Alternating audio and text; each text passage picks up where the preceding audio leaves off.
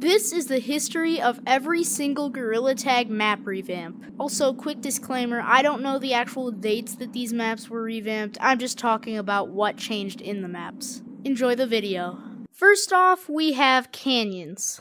It used to be a pretty bland map, no ropes or anything, just mainly the little sections in the walls which look like they could be monkeys' homes or something. Now just like every other new map, there was some hype around it. That's why some people went and played in it when it first came out, and a lot of OGs actually like the older maps just because of the nostalgia. However, if you go around in it now, you'll see that it has all sorts of giant ropes above you and little ropes that you can swing on. You can also get up on the giant ropes, and there's zip lines lining the top of the map, which you can ride on just to get around easier. They also have a few other zip lines like that one, and there's a few others down there that you can barely see. That's mostly what they did to the map, and I think adding that physics is pretty cool, since before you could just run around in it, but now they have all these cool new ways of getting all the way around the map. And the zip lines allow for really quick travel. Now we have old caves, and lucky for me, they just brought it back in the rotating map so I can experience it for myself. It used to be a really wide open space with crystals that made some cool noises, and different crystals make different pitched noises. Although overall, it was a really wide open area for players to run around in, and if they're skilled enough, to even wall or Lucia run. What is regarded the best area of this map is the mines. Heading down into the mines, you'll see that it's just a typical mineshaft-like area with tons of different minecarts and crates lying down here. And if you ask any OG, I guarantee they'll say this is where the best minigame was born. Crates. Basically, there's a lava monkey, and every normal monkey has to be on a crate. Some players say that other players can steal their crate, some don't, so I don't really know the true version of crates or what was OG, but I do know that basically each player has to stay on a crate. If a player's on a crate, then the lava monkey is not allowed to tag them.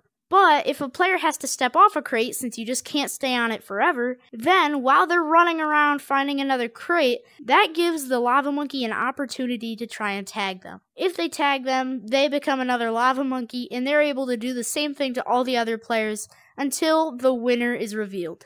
Many found this game truly fun, especially since the mines are slightly creepy, especially when you're alone, which I am right now. Although, quick side note, they did add something new to old caves right here.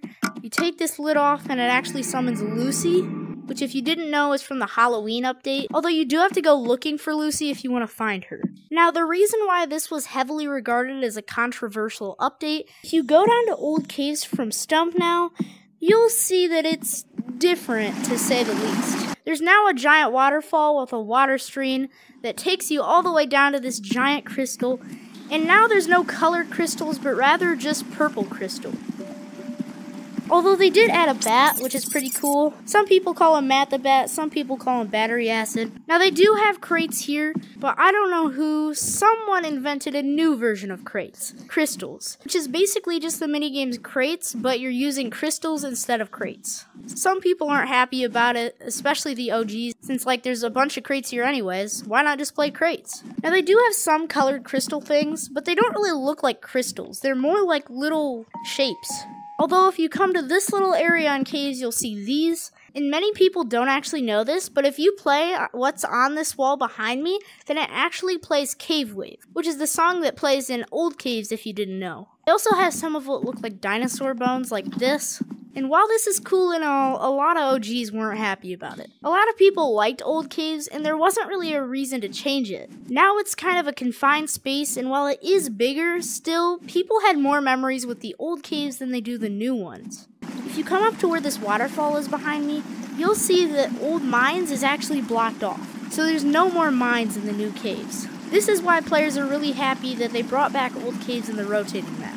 The next revamp map is mountains. The map used to be similar to what it is now, however, it used to have different routes. If you didn't know, Mountains is basically the ice map of Gorilla Tag where you can slip and slide around on the ground and the walls. You can also pick up snowballs like this and throw them at people. However, like I said, the OG Mountains had different routes. A lot of people liked the old routes since they were probably more nostalgic to those people.